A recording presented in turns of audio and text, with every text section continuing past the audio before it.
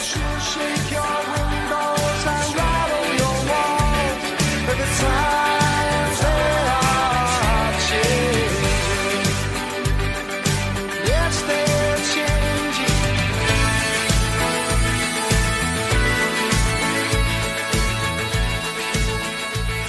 Hello, everyone, and welcome to MindShift, the podcast that is here to assist you on your journey of deconstruction and discovery. I am your host, Dr. Clint Heacock. I am excited to be bringing you a brand new episode today from Richard Jacobson. We're going to be hearing from him. He has written a book called Unchurching, Christianity Without Churchianity. And this, as I've been saying for the last couple of weeks, is a major shift in the topics that we've been covering the last few weeks. If you've been listening, you'll know that I brought you 2 interviews with David Madison, who is a pastor turned atheist. But this week, we're going to hear a completely different point of view. And it's kind of a major departure from what I've been doing, exploring deconstructing Christianity as well as the church and some of the other things, inerrancy, that Ray Guilford and I did last year. All right, now we got to ask the question, who in the world is Richard Jacobson and where is he coming from? Well, there's one way to look at it, and that is that Richard is a number one. You say, wait a minute, Clint, what in the world is a number one? What are you talking about, man? Well, I am, of course, referring to the article that I wrote on Theology Corner entitled, What Happens After People Leave the Church? And what my article does is this. I list a possible 8 people on the spectrum, or 8 groups of people who have left the church behind. And as I've been doing over the last few weeks, I'm going to put a link to this article on Theology Corner in the show notes. So as it relates to my article, I believe that Richard Jacobson is a number one on the spectrum. Now, we're not going to know for sure until after this interview is over.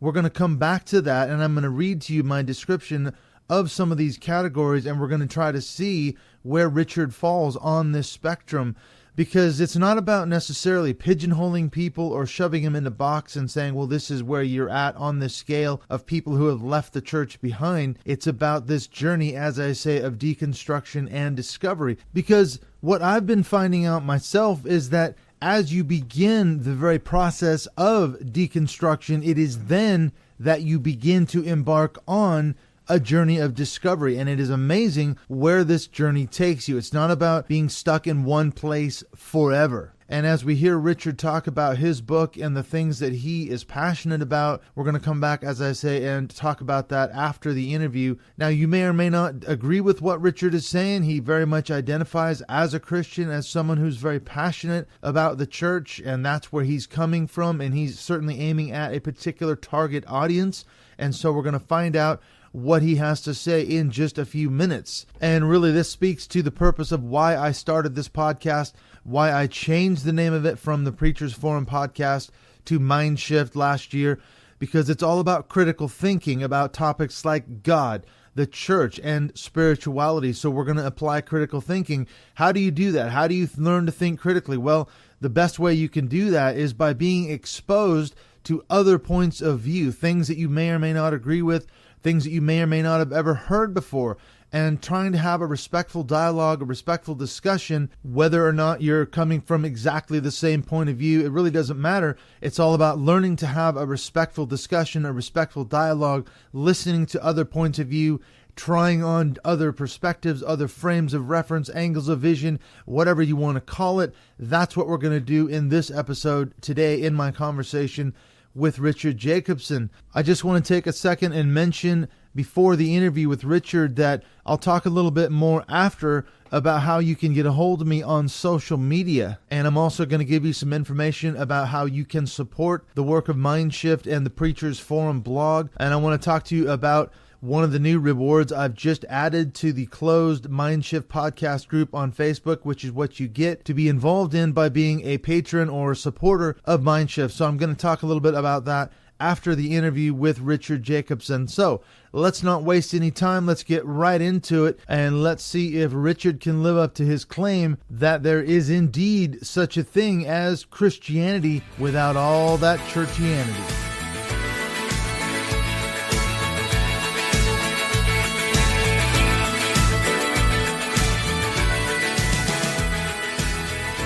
I'm so happy to be here with Richard Jacobson. You want to say hi to everybody, Richard? Hello, everybody. Yes. Thank you for being a part of the MindShift podcast. You're coming to us from, is it Nashville? Yes, Nashville, Tennessee. Nashville, home of the country music capital of the world. Yeah, we've got country music, and the healthcare business is pretty big out here, and so is the printing industry because of all the Bibles that used to be printed here back in the day. Oh, yeah. I've never been to Nashville. I've been to Memphis, but I never quite made it back that far. So one of these days, I'm going to get back to Nashville. Is it Nashville or Nashville? There's probably some debate. I do say Nashville, but then again, I'm also technically from up north. I've lived in Nashville most of my life, but technically I'm a Yankee. You're a Yankee. You're in the wrong place then. Well, I'm so glad that you've agreed to be on this podcast. You've written a book called Unchurching, Christianity Without Churchianity. Can you explain to us what you mean by that term, churchianity? Yes. Churchianity is really it's speaking to the common form of church that most everyone is familiar with today.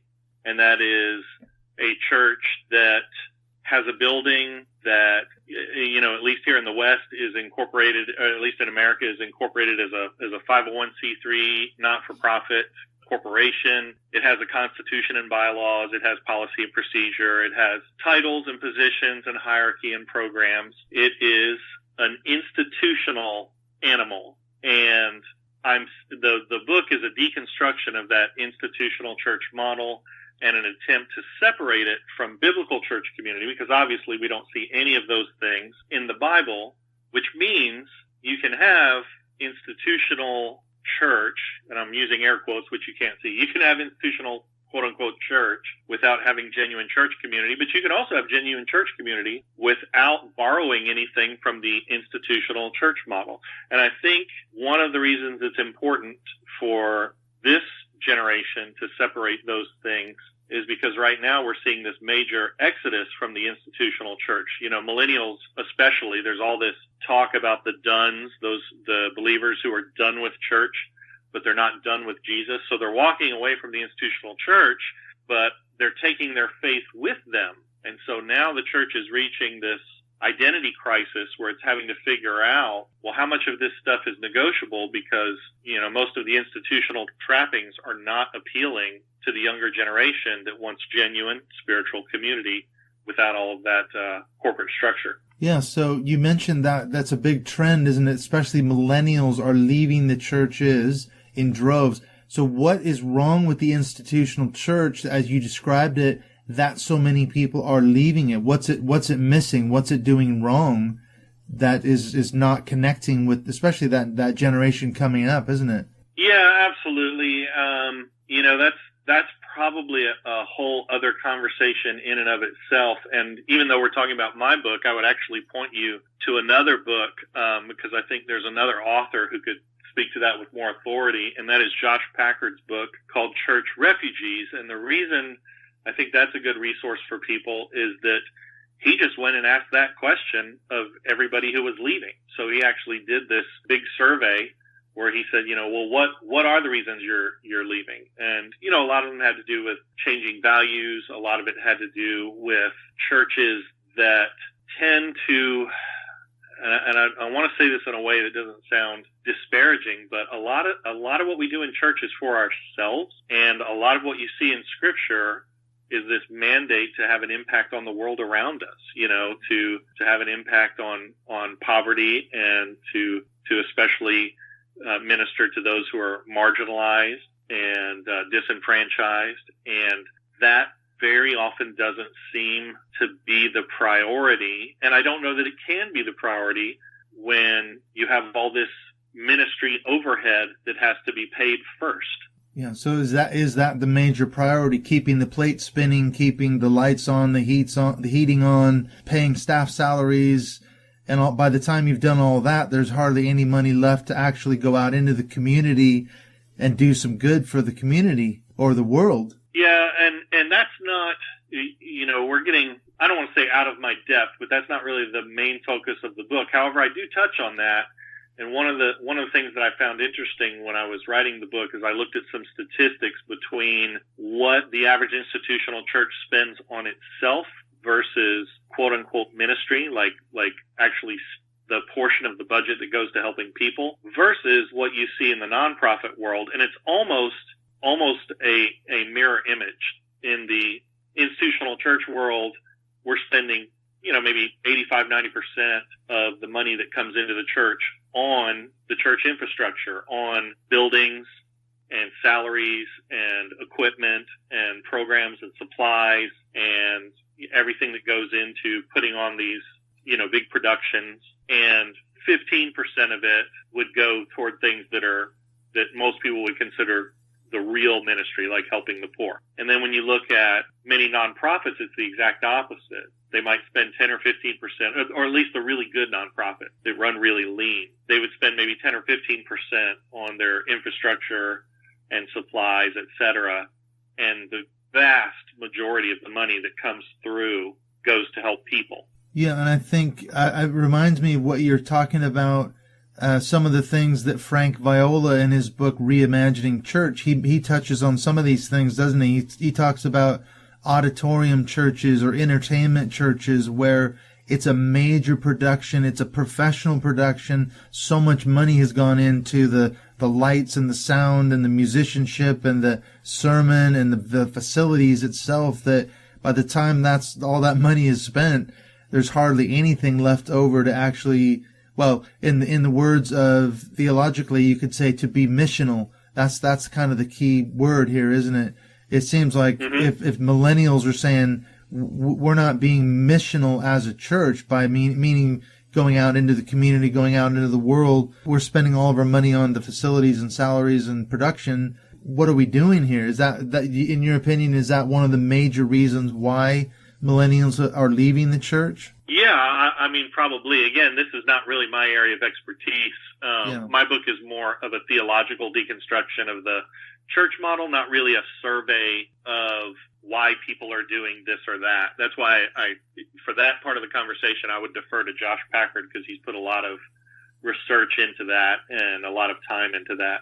I don't feel that I can speak for the millennials. I can speak to them through the things that I had to say in my book, but I would not be the mouthpiece for them.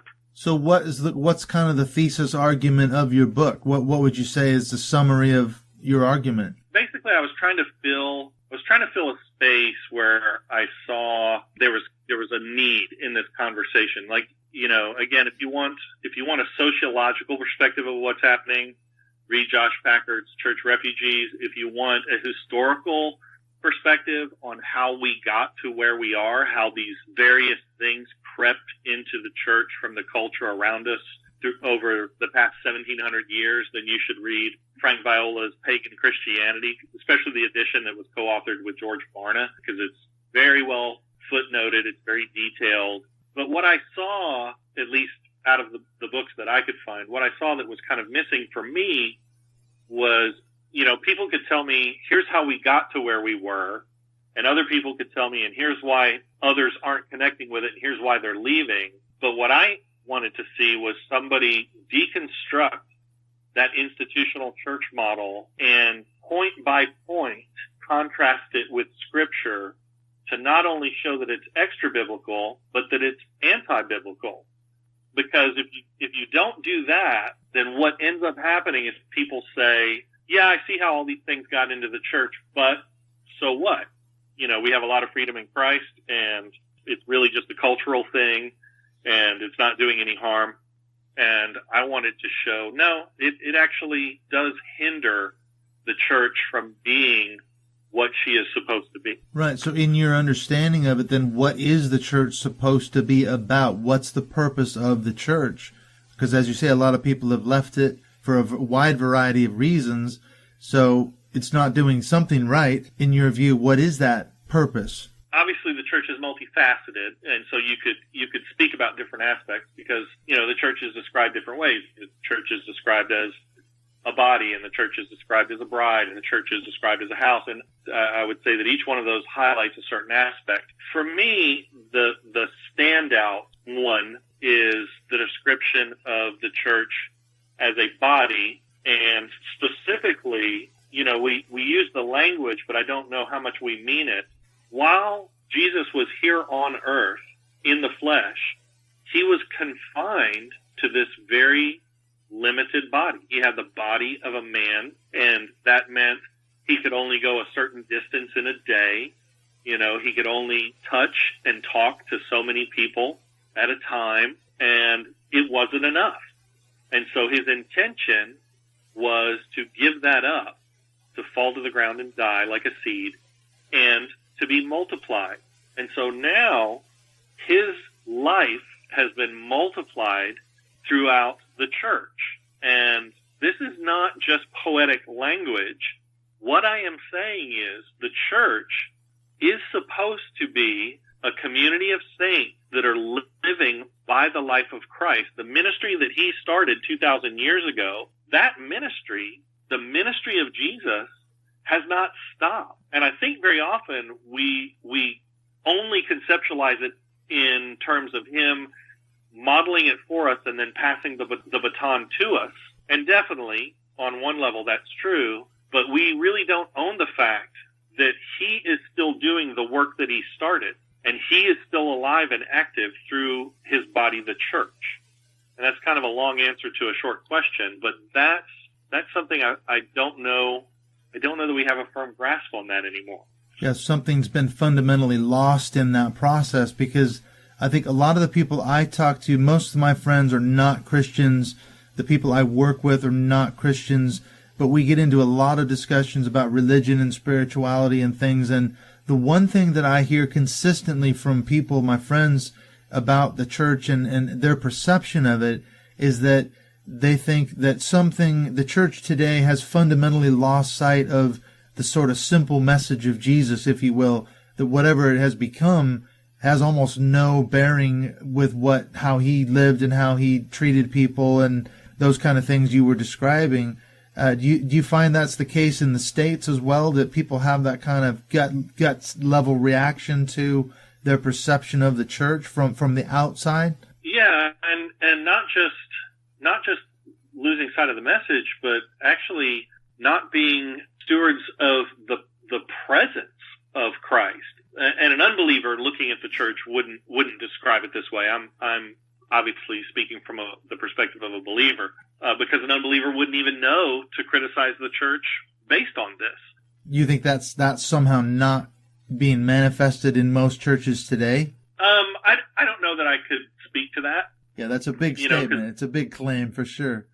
Maybe exactly. Maybe an overstatement. And I definitely don't want to make an unfounded claim. What I do know is that you don't have to have the presence of God in an institutional church model. Everything is so well thought out and well orchestrated that the church service and the church programs can run just fine with or without God. And I think that's a disturbing thing about the institutional church model is even though a lot of people are doing it very sincerely and their priority is for God to be there, the model that we're employing isn't dependent upon him showing up. You can attend church planting courses and conferences. They'll teach you how to do all those things, won't they? I mean, I used to teach a course on church planting, and that was one of the things we covered in the module was you can take all the elements and pieces of a quote-unquote successful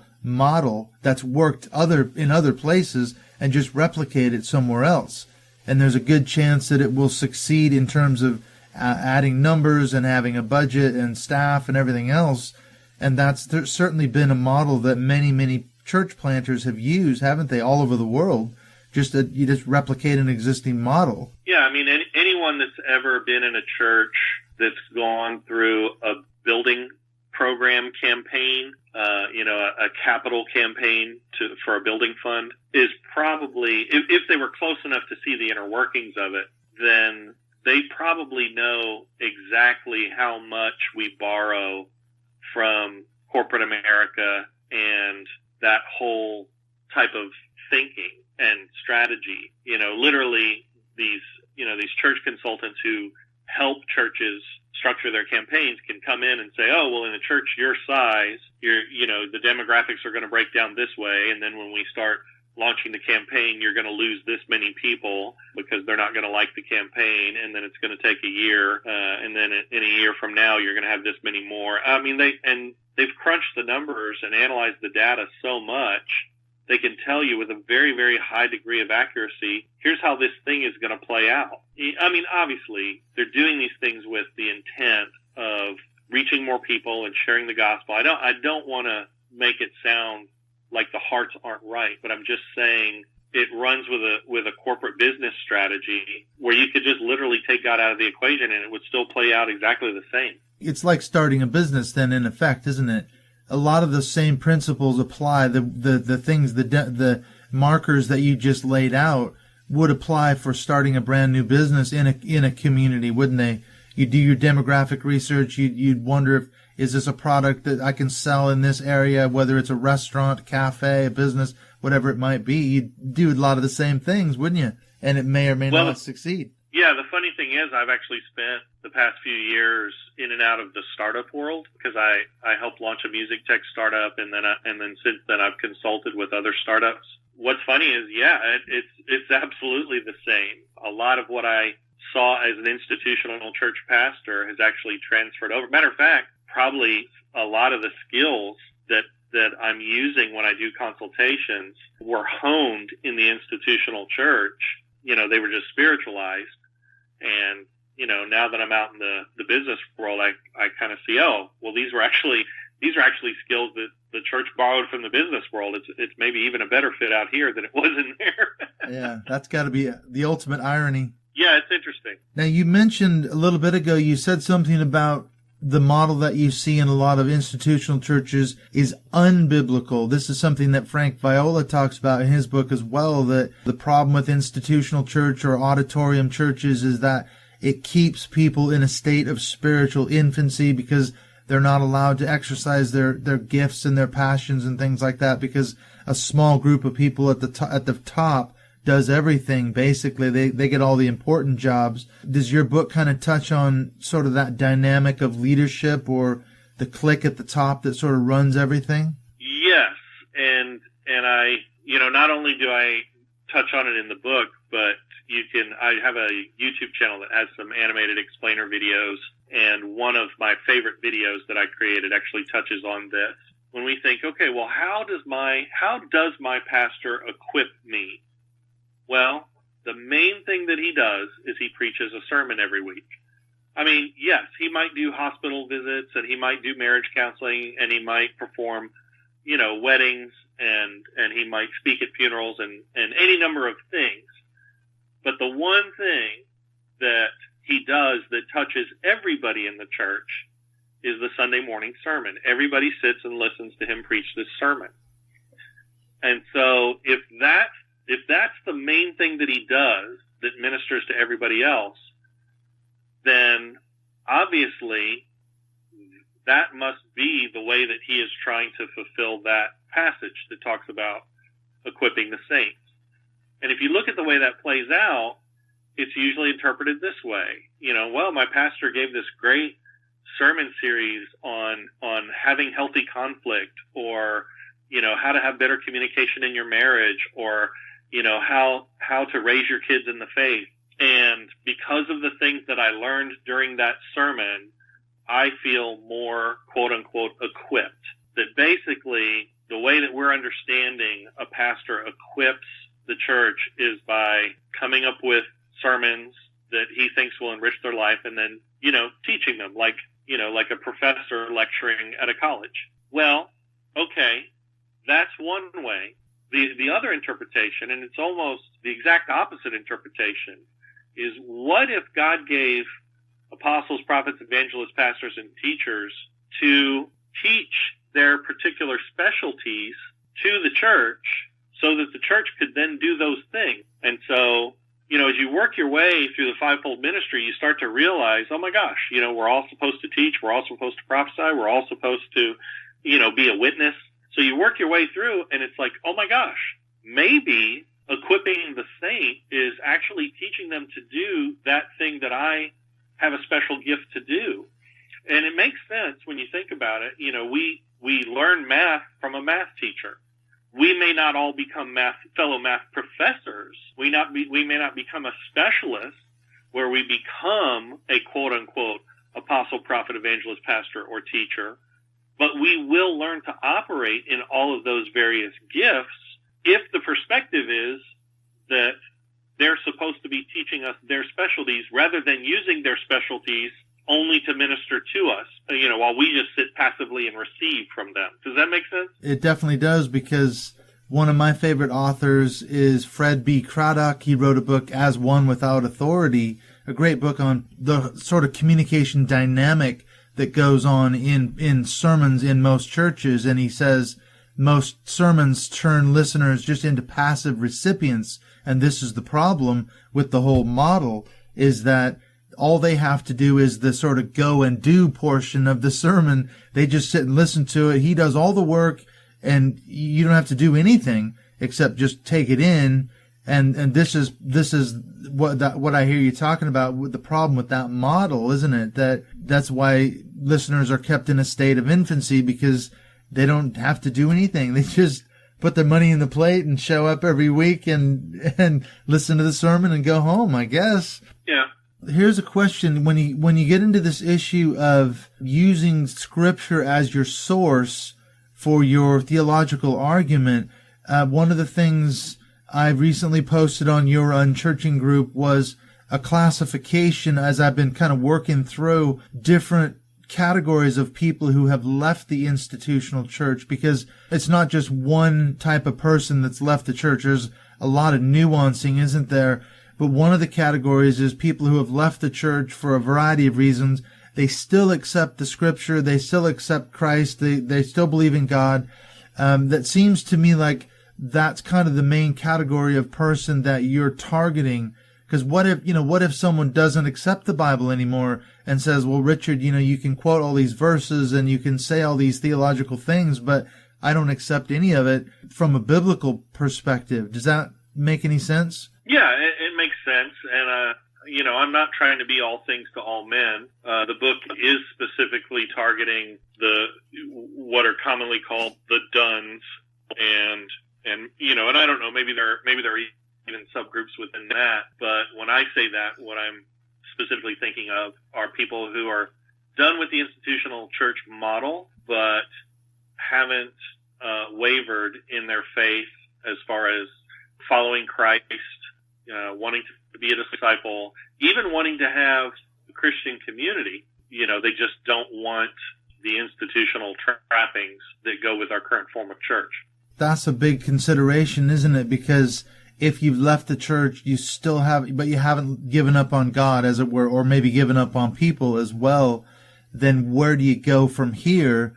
It sounds like you're arguing for sort of the formation of Christian community. So if we can get that right, are you not so much concerned about the leadership aspect of it? Because there must be a place for leadership in general, isn't there? Yeah, there's a place for leadership, but some of the baggage that we bring with us from the institutional church culture is an overemphasis on leadership.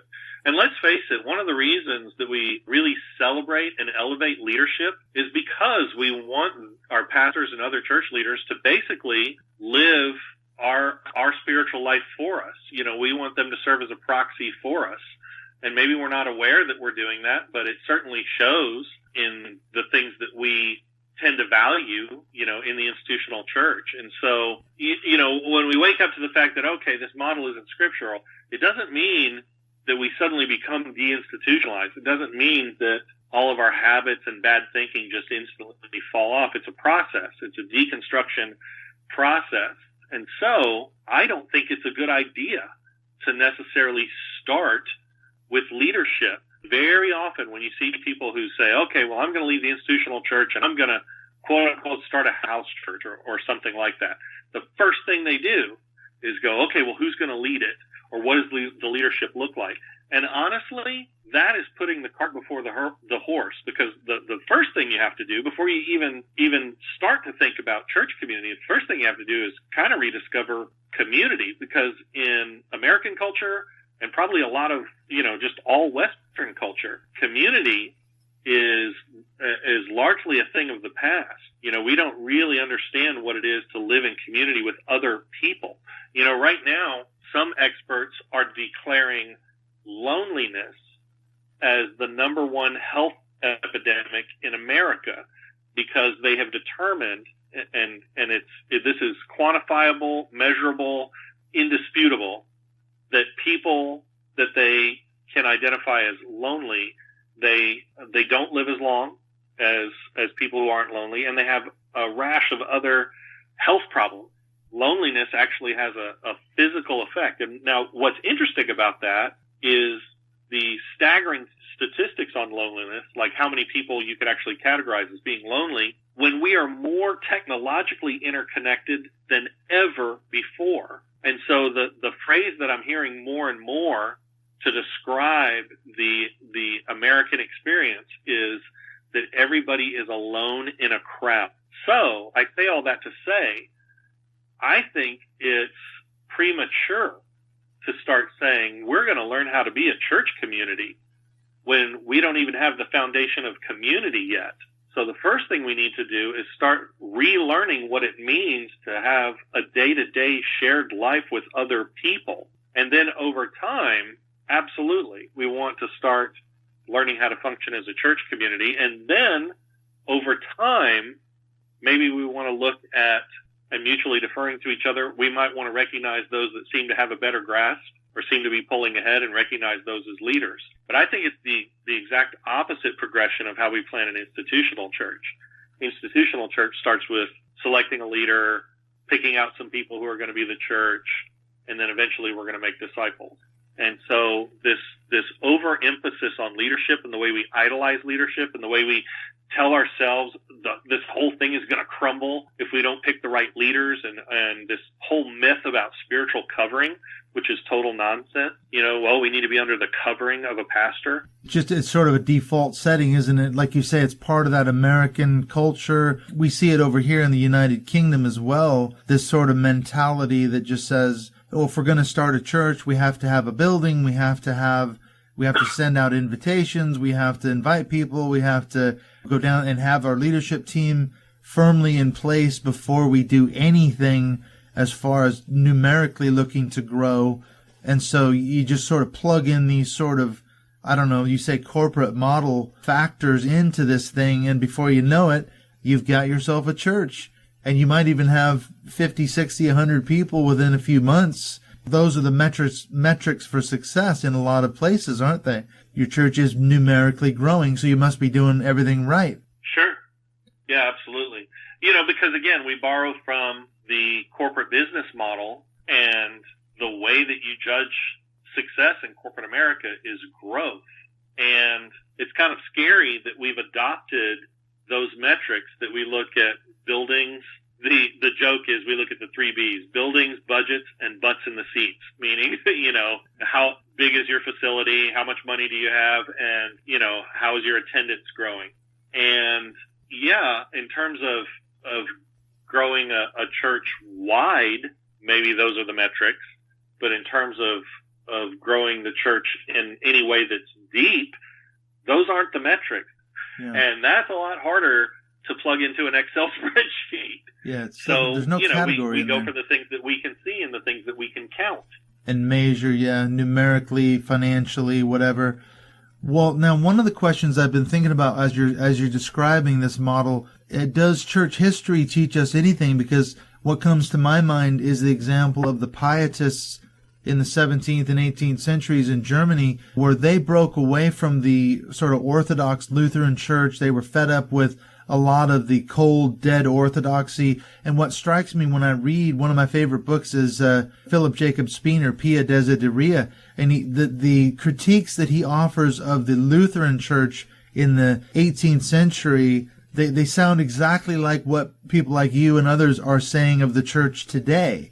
And then when the Pietists did break away, they formed house churches. They had a wonderful community. They were amazing. They started orphanages, the modern missions movement. But within a generation, they became insular. They became dysfunctional and sort of ingrown. and the movement kind of died out within maybe 100 years, and it became sort of this dysfunctional thing. What started out so great ended up, becoming ingrown. I mean, do you see that as a possibility happening with sort of your model of, it sounds a lot like the Pietists, what they did? Yeah, and I don't know that I would say there's a model proposed in my book. I'm definitely deconstructing the institutional church model, so I'm deconstructing a model, but I don't know that I'm turning around and saying, therefore, replace it with this. So I don't know that it's a model. However, yeah, I mean, as you look all throughout church history, I mean, for goodness sakes, we've had all these various revivals and movements, and very often a revival starts with the younger generation kind of casting off a lot of man-made tradition and limitations from previous generations.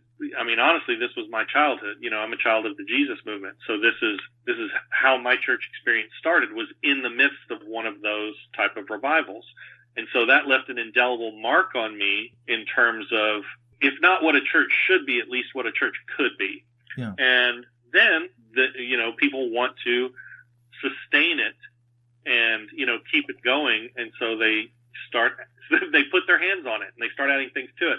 And I don't want to name names, but in my lifetime I've seen a couple of famous revivals where all these incredible stories are coming out, and then all these other people from other parts of the country start to rush in, and then the people are going, okay, well, how do we organize stuff? And pretty soon they're figuring out little assembly lines, how to get people through, and how to handle the crowd, and it almost it's like a pendulum. It keeps swinging back and forth. Like when the pendulum swings back in what might be the wrong direction. I don't know that it ever swings as far. I don't know, but I have to believe that the church is ultimately on a progression, and in my mind that means we're not going to have any of this extra man-made, extra biblical stuff. It's just going to be the church the way Jesus envisioned it. Yeah, this is a difficult question, because I remember you talked about that in one of your early podcasts. You guys mentioned that God's vision for the church, and I picked up on that phrase because I thought something that Hector Avalos, who's an atheist, he did a podcast with me a couple of months ago, and he said a lot of what passes for God talk, he says, is ultimately self-referential. I want God to be this way or that way because that's what I want him to be. Someone could accuse you saying, well, Richard, you have this idea that God has a vision for the church, but couldn't that be just a self-referential statement? You're saying that's what I want God to want the church to be. How do you know that that's actually God's vision? And what is that vision? What would you say? Well, I don't know that I claim to have like the vision for what the church is supposed to be. I try to the best of my ability not to get out of my depth and not to speak to things above my pay grade. And that's why earlier when you were asking questions that, were more about, like, why are the millennials doing this or why are they doing that? I'm not the person to answer that. Right. I'm also not the person to answer, tell me what God's vision for the church is. If we're talking like in total, like give me a synopsis of God's vision and heart for the church.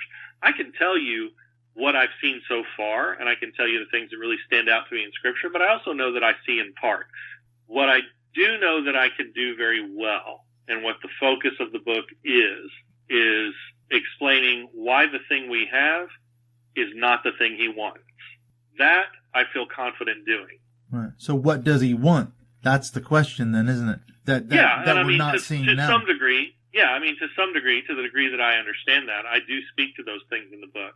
But ultimately, the focus of the book is deconstructing the institutional church model. That's largely what the book is for.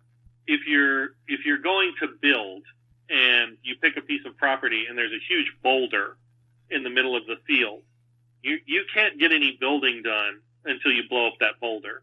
So a lot of my calling and passion is to remove the obstacles, not to necessarily come in and tell everybody how they should be doing everything, but saying, hey, you can't do anything until this thing is removed. Does that make sense? Yeah, so you're kind of leaving it up to the reader to go away and figure out what he or she needs to do on the basis of that sort of deconstruction. Is that what you're saying? Without just offering a whole series of, okay, here's what you should do, 1, 2, 3, 4? I stay completely away from any sort of how-to. I avoid getting into, because I get a lot of very specific questions from people saying, okay, well, I want to start a house church and we're debating whether or not children should be part of our gatherings or whether they need to be somewhere separate, and, just all this stuff. And people want me to answer that for them. And I very intentionally do not. And maybe that's where Spooner got it wrong. I don't know, in his book, because the first half of the book, he does a lot of what you're doing. He deconstructs the traditional church, but then the second half, it becomes a real how-to kind of manual. And I think maybe that's where he has some great ideas for sure, but then anything can become institutionalized, can it? Even a wonderful movement like the Pietists, or like you say, the Jesus People movement of the 60s, coming out of the hippie generation and all that, it can become institutionalized, quantified, and the next thing you know, it's become the system that's become the problem. And then you've got to go deconstruct it yet again. Like you say, that pendulum swings from extreme to extreme, it seems like, doesn't it? Certainly in the history of the church, it has. Yeah, and at the very least, I'm almost contradicting everything that I said in the beginning of the book if the main point that I'm making is that we need to reinstall Christ as the head of his body and let him lead his church. And, oh, by the way, I've been talking with him, and let me tell you what he's going to tell you. How in any way is that consistent if the main point of this is we need to quit installing a man in place of Christ? Yeah, it seems like ultimately that's a good definition of a life of faith, isn't it? Is you've got to go away and figure this thing out. There's not a manual. A lot of people think that the Bible is the rule book or the manual for life, and it's got all the answers in it. It actually doesn't have a lot of answers. There's a lot more questions, I think, than answers. You've got to go away and think about this stuff and work it out in your own context. Otherwise, all I'm doing is just following the rules that somebody else has laid down for me. And then I don't have any ownership of it. That's one of the reasons why I think we walked away from the institutional church, is that I didn't have any ownership of what I was being told from the front. I'm sitting there going, I'm sorry, I just don't buy this anymore. I can't do this. I can't just sit here and give money to this thing.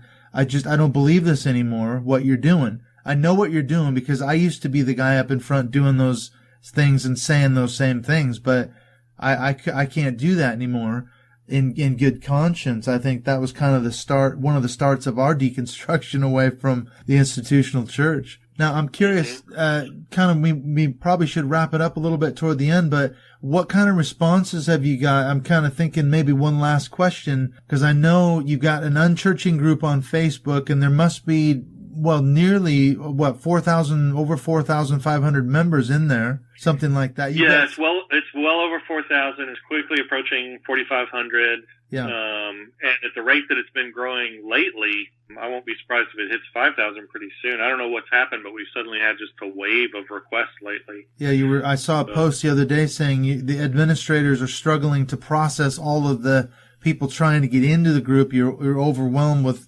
requests from people to get in. I'm wondering, what kind of response are you getting from people who have read your book, interacted with your podcast? Do you find a lot of people saying, yes, I'm finally finding a group of people here that are saying a lot of the same things, thinking the same things I'm thinking? What's the sort of responses that you get? Yeah, it's kind of crazy. And you never know, is it that you got the message so right that most people who hear it respond favorably to it, or are you just getting the message out to the right people so that overwhelming response that's coming back to you is just, it's positive because you're speaking to the right audience? And I don't know a way to separate those things. What I do know, like right now on Amazon, the book has 104 reviews. It's got a 4.6 average rating. The vast majority of the reviews on Amazon are 5-star reviews. Same thing with the podcast. So the feedback that I get is overwhelmingly positive, and I've been doing this for a year now. The book came out over a year ago. I've had enough people reach out to me directly and write reviews that there's definitely recurring theme. And so one of the things that people say to me all the time is, thank you for finally giving me the language to explain what I already felt, or thank you for helping me articulate something that I've always struggled with and never known why. And it's like there's all these different ways of basically saying the same frustrations you were having, I was having, I just didn't know how to express it. So that's really the biggie for me. And I think, honestly, it's one of the best compliments I could have, because I feel like if I'm giving people the language to identify it, it can affect everything. It can affect their conversations with other believers who are similarly frustrated. And so they can now start to form community around, some of these similar ideas because they have the language for it. It also gives them the language to talk to all their friends and family who say, hey, why did you quit going to church? And it's so hard to try to explain to your family, I'm not falling away from the faith. I'm actually leaving the institutional church because I'm actually trying to get closer to Jesus. And that sounds insane to people with an institutional church mindset. It's like, well, if you're trying to get close to Jesus, you need to go to church. So being able to equip people to have that conversation has been a wonderful, wonderful thing. Yeah, I know what you mean. I've had that experience too, and it's hugely empowering. I remember going to hear, went to a conference up in Sheffield in England a couple of years ago, and I heard Father Richard Rohr talking about the kind of two halves of life spirituality model. And when he explained that, it just hit me like a ton of bricks, exactly what you just said. He gave me the language to describe what I was already going through, what I was already experiencing. And I came home, I was just blown away. I was telling my wife, you gotta hear this guy. This is amazing. I played her the video because you go, I'm not alone in this thing. I'm not crazy. There's a lot of other people out there who are on a pretty similar path. That's hugely empowering and it's exciting, I think, to be in touch with people like yourself and just people in other groups as well that I'm a part of on Facebook.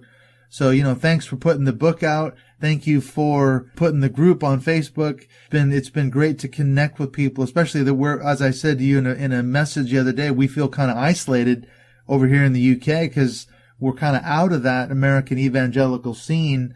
And so in a way that's good, but in another way, we don't have that kind of community. So we're trying to put things together over here in the UK. So hopefully we're going to put a meeting together sometime next year in Birmingham, which is kind of about in the middle of England. So hopefully that'll, we can have some gathering with that community that you're talking about. Who knows? Yeah, that would be awesome. So thank you so much, Richard. And it's been great to chat with you.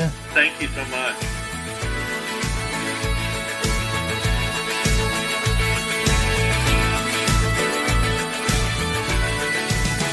Well, were you convinced that there is indeed such a thing as Christianity without churchianity? Can you leave church? Can you be one of those duns that Richard was talking about and yet find that sense of community we were speaking of right there at the end? Now, I don't know what you identify with or where you see yourself on the spiritual spectrum, as it were, but perhaps you learned something, or at least were exposed to a completely different point of view or angle of vision by listening into the conversation with Richard. And as I said at the beginning, whether or not you agree with him or disagree, that cannot be a bad thing, to listen to someone else's point of view. And this is certainly something that Richard is passionate about. It's very clear from listening to what he has to say that he firmly believes in the concept of the church. One of the things that struck me when I listened back to the episode was that I myself, probably a year or more or so ago,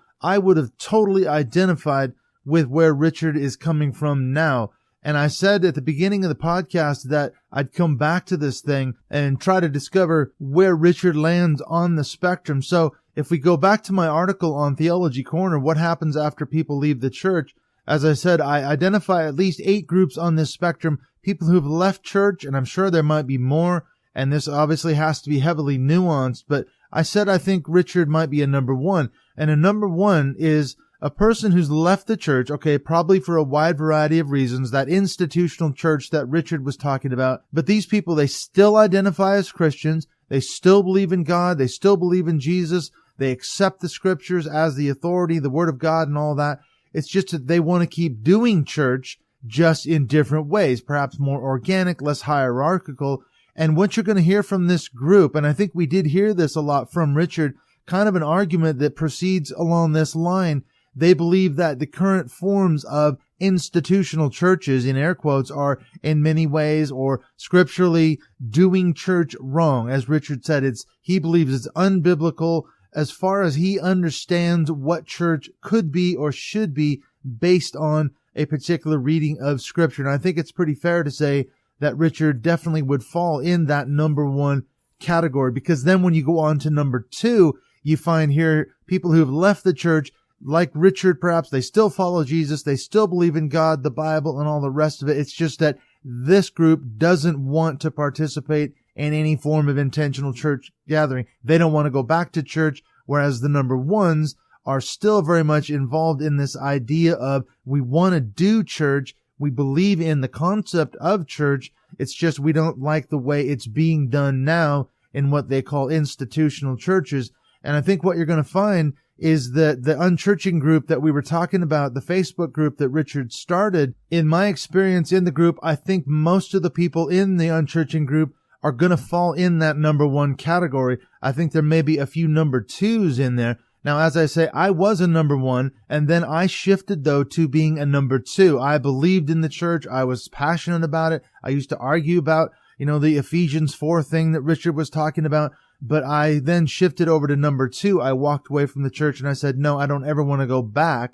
But now I'm probably more in the 5 or 6 category. Now, if these numbers don't make any sense to you, that means you need to read the article and figure out what I'm talking about. But I would say, looking back on this thing, that the fact that Richard has so many people in that Facebook group, as he said, at the time we recorded this back in December, there was near about 4,500 people in the group, and it may be near to 5,000 now by the time this podcast comes out. So clearly, Richard and his book, they are reaching a huge number of people. There's a mass exodus of people who are leaving the church, but they still want to keep doing church. And these are the people, as Richard says, that he is targeting, that he's looking at in his book, in the Unchurching group. So if this describes you, then you should definitely get involved in the Unchurching group. You need to pick up Richard's book, see what he has to say, and you can interact with him on the group. And that's a good way to stay in touch with someone like Richard, as well as other people who are experiencing that.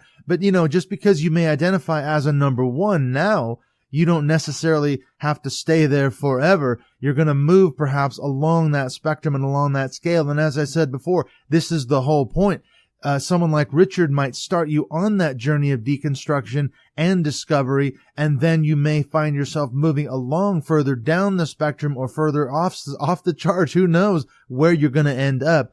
But you're not stuck in one place forever. That's the point. And even someone like Richard, he's here right now, but who knows where he's going to go in the next 6 months, year, who knows? This is all part of being on a journey. It's not about arriving and saying, I'm at a fixed point forever and things can never, ever, ever change. So this is food for thought. Now, what I'm interested in is hearing your feedback, thoughts, and comments. You can get a hold of me, as I said, a variety of different ways on social media. You can follow me on Twitter at MindShift 2018. You can go to my Facebook page and like it at facebook.com/MindShift podcast. You can always send me an email and I'll respond to you. I do respond to people who do send me emails, preachersforum@gmail.com. You can also follow me on Instagram at MindShift Podcast. And also I'd encourage you to drop by my website, preachersforum.com/blog. And there's a lot of great articles and resources on there, including some of the stuff that I wrote when I was a number one, just like Richard. So I've left that up there, that content up there, because it might be helpful to someone in terms of their own journey and their own walk and their own faith life exploration. Now, just a couple of things before we end this rather long episode. I did mention that there are some ways you can support this podcast. you can go to patreon.com/MindShift podcast. And there's a video there that talks about why I'm doing this show and what I'm all about. So what do you get for being a Patreon supporter for as little as $1 a month? Well, you get access to our closed, private MindShift podcast Facebook group. One of the things I've just recently done in the group is I just posted my article or my chapter of a book that's hopefully coming out within the next year or so. And it's my own personal story. It's 21 pages long. It's about how I was baptized 3 times when I was growing up in church, and it explains a lot of the stuff that went on in terms of the toxic theology, the toxic teaching in the fundamentalist and evangelical church that I grew up in. So if you want to read my chapter, then you need to become a supporter of the show, and you'll have access to the group, and therefore you will be able to read my chapter on my experiences of baptism. Now, one last thing before I let you go, I want to say what's coming up next week. I've got part 1 of an interview with Seamus Clark. And the funny thing is, that's not actually his real name. It's a pseudonym. And if you want to understand why he feels that he needs to have a pseudonym, you're going to have to listen in next week to part 1 of this absolutely fascinating interview with Seamus Clark. So be sure and tune in next Friday to catch that fascinating episode. Once again, thank you for joining me right here on MindShift. I am your host, Dr. Clint Heacock, on this journey of deconstruction and discovery.